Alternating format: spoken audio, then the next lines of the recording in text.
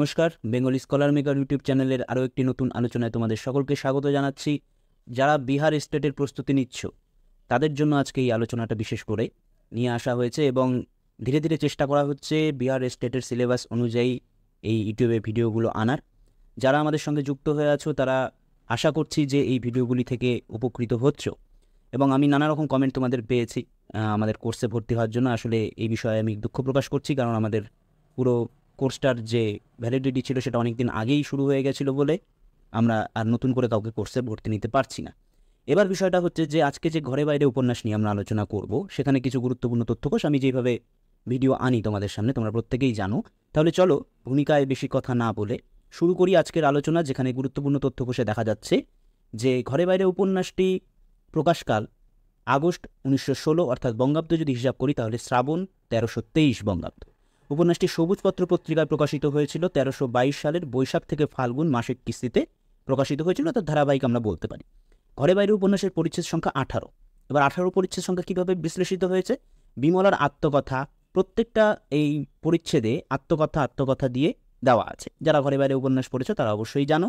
এবং এই বিমলার আত্মকথা আছে 7টি, নিখিলেশের আত্মকথা আছে 7টি এবং সন্দীপের আত্মকথা আছে 4টি। তাহলে এই যে 7, 7, 14 এবং 4, 18, এই পুরো 18টা পরিচ্ছেদ নিয়ে আমাদের ঘরে বাইরে উপন্যাসটা রচিত হয়েছে। ঘরে বাইরে উপন্যাসের প্রধান চরিত্র কে? আমরা 3টে তো পেয়েই গেলাম, বিমলা, নিখিলেশ এবং সন্দীপ, এবং তারও বাইরে রয়েছে চন্দ্রনাথ, মেজরানী এবং অমূল্য। ঠিক আছে, এই চন্দ্রনাথ, মেজরানী, অমূল্য কিন্তু উপন্যাসের যে ভূমিকা সেটা কিন্তু খুব গুরুতর। যারা উপন্যাসটা পড়েছো এবং যারা পড়বে তারা কিন্তু অবশ্যই বুঝতে পারবে। ঘরে বাইরে উপন্যাসটি রবীন্দ্রনাথ প্রমথ চৌধুরীকে উৎসর্গ করেন এবং উৎসর্গপত্রে যে বিষয়টি লেখা ছিল সেটা কিন্তু আমাদের খুব গুরুত্বপূর্ণভাবে সচেতনভাবে খেয়াল রাখতে হবে যে শ্রীমান প্রমথনাথ চৌধুরী কল্যাণীয়েষু, এই কল্যাণীয়েষু শব্দটাকে যেমন গুরুত্ব দিতে হবে তেমন শ্রীমান শব্দটাকেও গুরুত্ব দিতে হবে। এটা নিয়ে কিন্তু বিহার স্টেটে প্রশ্ন হতে পারে। শ্রীযুক্ত রবীন্দ্রনাথ ঘরে বাইরেই আমাদের জাতীয় সমস্যার ছবি এঁকেছেন, কেননা উপন্যাসখানি একটি রূপক কাব্য ছাড়া আর কিছু নয়। নিখিলেশ হচ্ছেন প্রাচীন ভারতবর্ষ, সন্দীপ হচ্ছেন নবীন ইউরোপ, আর বিমলা হচ্ছে বর্তমান ভারত। সবুজপত্র মাঘ 1322 বঙ্গাব্দে প্রমথ চৌধুরী এই মন্তব্য করেছিলেন। খুব গুরুত্বপূর্ণ, কারণ প্রমথ চৌধুরীকেই উৎসর্গ করা হয়েছে এবং প্রমথ চৌধুরী এই উপন্যাস সম্পর্কে একটা মন্তব্য রাখছেন, সেই জন্য এই মন্তব্যটাকে তোমাদের সামনে রাখা হয়েছে। এটা দিয়ে কিন্তু ছোট প্রশ্ন হতেও পারে, আমরা প্রশ্নোত্তর পর্বে তোমাদের জন্য এরকম ধরনের একটা প্রশ্ন রেখেছি। তাহলে দেখো, ঘরে বাইরে উপন্যাসের ইংরেজি অনুবাদ কিন্তু হয়েছিল এবং এই ইংরেজি অনুবাদটা কিন্তু খুব গুরুত্ব সহকারে আমাদের মনে রাখতে হবে, যেখানে বলা হচ্ছে যে the home and the world, এই নামে কিন্তু ইংরেজি অনুবাদ হয়েছিল। ঘরে বাইরে উপন্যাসটা কে রচনা করছেন? সুরেন্দ্রনাথ ঠাকুর। এই লেখককেও কিন্তু আমাদের মনে রাখতে হবে এবং প্রকাশককে এই গ্রন্থের ম্যাকমিলান থেকে এই গ্রন্থটি প্রকাশিত হয়েছিল, the home and the world নামে ঘর বাইরে উপন্যাসের ইংরেজি অনুবাদ। ঠিক আছে, এটা কিন্তু আমাদের একটা প্রাথমিক তথ্যের মধ্যে থাকলো এবং এটা কিন্তু বিহার স্টেটে প্রশ্নটা যে আসবে না এমনটা নয়, আসতেও পারে, সেই জন্য আমরা এই তথ্যটাকে তোমাদের সামনে রেখেছি। 1948 সালে সত্যজিৎ রায় ঘরে বাইরে উপন্যাসের চিত্রনাট্য রচনা করেন এবং তার পরিচালনায় উপন্যাসটির চলচ্চিত্রায়ন সম্পন্ন হয়। অর্থাৎ ঘরে বাইরে উপন্যাসের যে সিনেমাটা তৈরি করেছিল সত্যজিৎ রায়, সেটা কিন্তু তোমরা অবশ্যই দেখে নেবে। যারা দেখোনি তারা অবশ্যই দেখবে, যারা দেখেছো তাদের জন্য এই তথ্যটা নতুন কিছু নয়। তবে এই উপন্যাসটা পড়ার আগে আমার মনে হয় যদি সিনেমাটা দেখি আমাদের কিন্তু অনেকটা উপকার হবে। দেখো, ঘরে বাইরে চলচ্চিত্রে নিখিলেশ চরিত্রে ভিক্টর ব্যানার্জি, বিমলা চরিত্রে সাথীলেখা চট্টোপাধ্যায় এবং সন্দীপ চরিত্রে সৌমিত্র চট্টোপাধ্যায় অভিনয় করেছিলেন। এছাড়া মনোজ মিত্র এবং গোপা আইচ যথাক্রমে চন্দ্রনাথবাবু এবং মেজরানী চরিত্রে অভিনয় করেছিলেন। ঠিক আছে, এই তথ্যটাও কিন্তু আমাদের খুব গুরুত্বপূর্ণভাবে আমাদের খাতায় নোট নিয়ে রাখতে হবে। এইবার আমরা ঘরে বাইরে উপন্যাসের প্রশ্নোত্তর পর্বে চলে যাব এবং এই প্রশ্নোত্তর পর্বে যাওয়ার আগে যেটা বলার যে বিহার স্টেটের কোর্স নিয়ে, যেখানে আমরা অনেকেই তোমরা যোগাযোগ করেছিলে কিন্তু আমি সেখানে তাদেরকে ভর্তি নিতে পারিনি।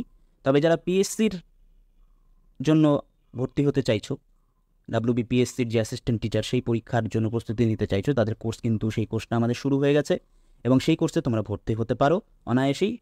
এই স্ক্রিনে স্ক্রলের যে নাম্বারটা যাচ্ছে সেই নাম্বারে যদি আমাকে তোমরা যোগাযোগ করো তাহলে অবশ্যই আমরা ভর্তির প্রসিডিওরগুলো তোমাদের অবশ্যই বলে দেবো। এবং তোমরা স্ক্রিনেও দেখতে পাচ্ছ যে আমাদের বিজ্ঞপ্তির যে পোস্টারটা, সেই পোস্টারটাও তোমাদের সামনে রাখলাম যাতে তোমরা সেখান থেকে সমস্ত ডিটেলসটা একটু স্ক্রিনটা পজ করে দেখে নিতে পারো।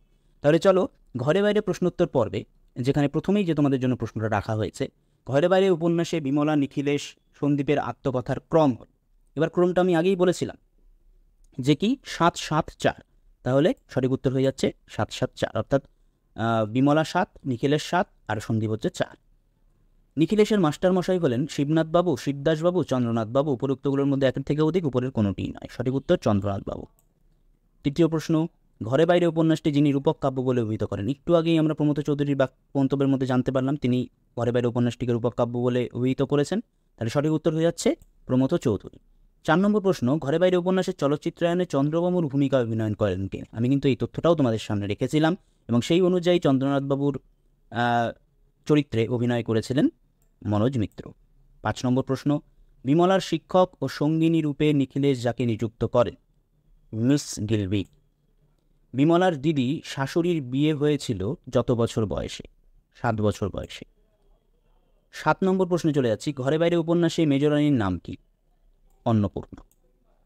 ঘরে বাইরে উপন্যাসে যে সমস্ত পৌরাণিক নারীর নাম আছে, দেখো প্রশ্নটা একটু ভালো মতো লক্ষ্য করো। এটা আমরা কিন্তু বিহার স্টেটে যেরকম করে প্রশ্ন আসছে সেরকম একটা প্রশ্ন দেওয়ার তোমাদের চেষ্টা করেছি এবং আমি প্রত্যেকটা ভিডিওতেই এরকম ধরনের একটা প্রশ্ন রাখি, একটা দিকে একাধিক রাখি। দেখো এখানে ঘরে বাইরে উপন্যাসে যে সমস্ত পৌরাণিক নারীর নাম আছে, অহল্যা, দময়ন্তী, লক্ষ্মী, ভারতী ও পার্বতী, সীতা, কুন্তী, দ্রৌপদী, সুভদ্রা। উপরিউক্তগুলোর মধ্যে একের থেকে অধিক উপরের কোনোটিই নয়। দেখো ঘরে বাইরে উপন্যাসে যারা পড়েছ তারা অবশ্যই জানো অহল্যা, দময়ন্তী, লক্ষ্মী এদের কথা তো আছেই, ভারতীয় পার্বতীর কথাও আছে। তাহলে যেহেতু দুটো অপশনের মধ্যে রয়ে গেছে এ এবং বি, তাহলে উপরিউক্তগুলোর মধ্যে একের থেকে অধিক, তাহলে আমার সঠিক উত্তরটা হয়ে যাবে উপরিউক্তগুলোর মধ্যে একের থেকে অধিক। কেমন? এরকম ধরনের কিন্তু বিহার স্টেটে প্রশ্ন আসছে। আমরা চেষ্টা করছি তোমাদেরকে ভিডিওর মারফতে জিনিসগুলোতে অভ্যেস করিয়ে দেওয়া এবং ওয়াকিবহাল করানো। ঠিক আছে, 9 নম্বর প্রশ্নে চলে যাচ্ছি, মেজরানির বোনপোর নাম হলো? মেজরানির বোনপোর নাম হলো নন্দ। দেখো এটা কিন্তু তোমাদের মক টেস্টের মতো হয়ে যাচ্ছে। আমি যেহেতু মক টেস্ট বলি না, কিন্তু চেষ্টা করছি যে তোমাদের মক টেস্টের মতো যাতে হয়ে যায়। যারা ঘরে বাইরে উপন্যাস পড়েছো তাদের জন্য এটা মক টেস্টের মতোই হয়ে যাবে। ঘরে বাইরে উপন্যাসটি যার আত্মকথা দিয়ে শুরু হয়েছে? বিমলা, নিখিলেশ, সন্দীপ। উপরোক্তগুলোর মধ্যে একের থেকে অধিক উপরের কোনোটিই নয়। সঠিক উত্তর বিমলা। এখানে একটু তথ্য তোমাদের জন্য যুক্ত করে দিচ্ছি। ঘরে বাইরে উপন্যাসটি যার আত্মকথা দিয়ে শুরু হয়েছে, বিমলার আত্মকথা দিয়েই শুরু হয়েছে এবং বিমলার আত্মকথা দিয়েই শেষ হয়েছে। ঠিক আছে, যদি প্রশ্ন আসে ঘরে বাইরে উপন্যাসটি যার আত্মকথা দিয়ে শুরু এবং শেষ হয়েছে, তাহলে বিমলাই হবে। ঠিক আছে, 11 নম্বর প্রশ্ন চলে যাচ্ছি, দারোগা হরিচরণবাবু যে কলেজের ছাত্র ছিলেন? Vidyasagar college, Hindu college, Ripon college. উপরিউক্তগুলোর মধ্যে একের থেকে অধিক উপরের কোনোটিই নয়। সঠিক উত্তর রিপন কলেজ। ঘরে বাইরে উপন্যাসে অমূল্যচরণের পিতার নাম কি? নিবারণ ঘোষাল, নিরঞ্জন রায়, শ্যামচরণ বসু। উপরিউক্তগুলোর মধ্যে একের থেকে অধিক উপরের কোনোটিই নয়। সঠিক উত্তর নিবারণ ঘোষাল। 13 নম্বর প্রশ্ন, মিস গিলবিকে যে ঢিল ছুঁড়ে অসম্মান করেছিল? নন্দ, নরেন, নিশানাথ।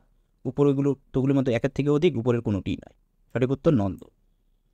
মির্জানের নৌকা মাঝ নদীতে ডুবিয়ে দিয়েছিল যে? বিনুদা, কুলদা, ঘনাদা। উপরিউক্তগুলোর মধ্যে একের থেকে অধিক উপরের কোনোটিই নয়। সঠিক উত্তর কুলদা। 15 নম্বর প্রশ্নে চলে এসেছি, প্রতিভা তর্ক করে না, সৃষ্টি করে। মন্তব্যটি কার? মন্তব্যটি নিখিলেশ, সন্দীপ, চন্দ্রনাথবাবু। উপরিউক্তগুলোর মধ্যে একের থেকে অধিক উপরের কোনোটিই নয়। এই মন্তব্যটি সন্দীপের। ঠিক আছে, 16 নম্বর প্রশ্ন, অমূল্যকে বিমলা যার সঙ্গে তুলনা করেছিল? অমূল্যকে বিমলা যার সঙ্গে তুলনা করেছিল? কার সঙ্গে? হরিণের সঙ্গে, বাছুরের সঙ্গে, কচি মুরলীবাসের সঙ্গে। উপরিউক্তগুলোর মধ্যে একের থেকে অধিক উপরের কোনোটিই নয়। সঠিক উত্তর কচি মুরলীবাসের সঙ্গে।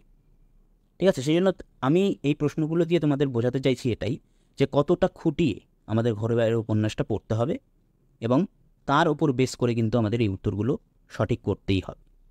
ঠিক আছে, যারা মনস্থির করেছো যে না বিহারে গিয়ে তোমরা স্টেট পরীক্ষাটা দিয়ে আসবে, আমি তাদের জন্য বিশেষ করে বলছি যে এইভাবে কিন্তু আমাদের প্রস্তুতিটা নিতে হবে। কেমন?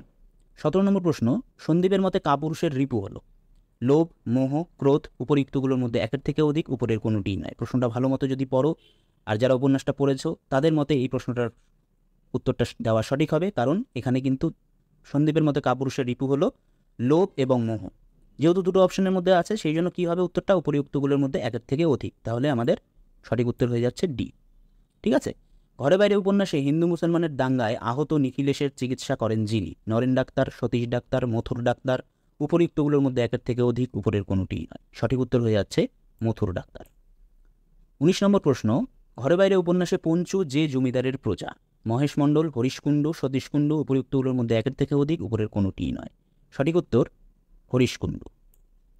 একদম শেষ প্রশ্নে চলে এসেছি, ঘরে বাইরে উপন্যাসে পঞ্চুর স্ত্রী যে রোগে মারা যায়? কলেরা, যক্ষা, প্লেগ। উপরিউক্তগুলোর মধ্যে একের থেকে অধিক উপরের কোনোটিই নয়। যক্ষা রোগে পঞ্চুর স্ত্রী মারা যায়।